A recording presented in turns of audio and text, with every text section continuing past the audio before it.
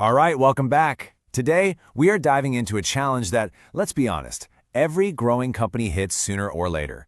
You've got a central platform team, and they need to serve dozens, maybe even hundreds of different engineering teams on AWS. So, how do you build a platform that actually empowers them without just creating total, utter chaos? Let's figure it out. This is the fundamental question, right? You want to give your teams all the speed and the autonomy that the cloud promises. But at the same time, you need security, you need cost control, and you need some semblance of operational sanity. It's this classic balancing act, between freedom and guardrails. So, to make this all a bit more concrete, let's follow a story. We've got our central platform team, and they're just about to onboard their very first internal customer, a product team that we're going to call Team Phoenix. Now, the mission is simple. The platform team isn't there to be a gatekeeper. That's the old way of thinking. They're there to be an accelerator. Their whole job is to build the paved road that lets Team Phoenix move as fast as humanly possible, but, without driving off a cliff. Now, this is where it gets really interesting.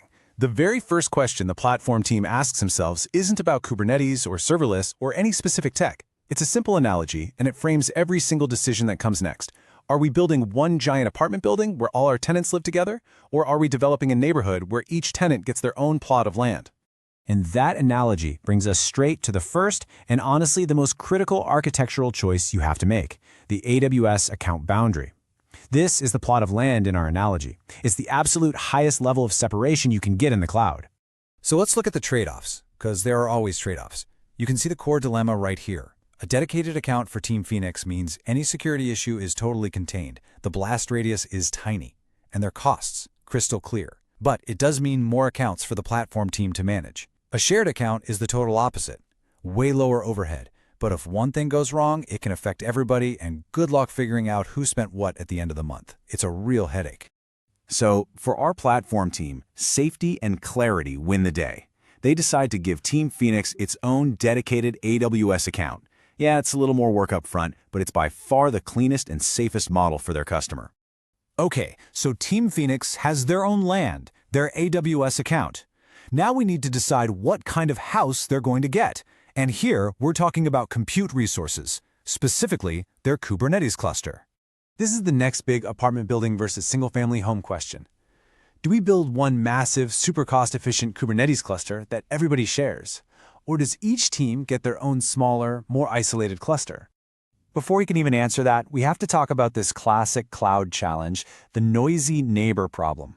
This is what happens when one team's app suddenly just goes wild and consumes all the CPU or all the memory, and in doing so, it slows down or even crashes the applications of every other team that's sharing that same resource. It's literally the digital equivalent of someone throwing a massive party in the apartment above you at 3 in the morning. And this chart just illustrates that trade-off perfectly. A shared cluster, it's cheaper, no doubt, because you're maximizing your resource usage, but that cost efficiency comes at the price of way lower isolation. A dedicated cluster, on the other hand, costs more per team, but as you can see, that isolation is just so much stronger. But here's the thing, and this is really important. No matter which compute model you choose, even if you go with a shared environment, you absolutely must build strong digital walls between your tenants.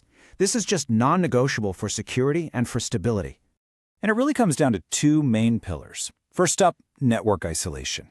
Giving each tenant their own virtual private cloud, or VPC, is like building a digital fence around their property.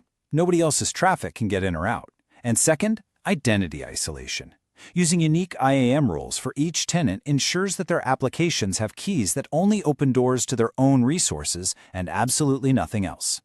So we've architected the accounts, the compute, and the isolation. But you know what? The tech is only half the battle. The most important part is actually the human element.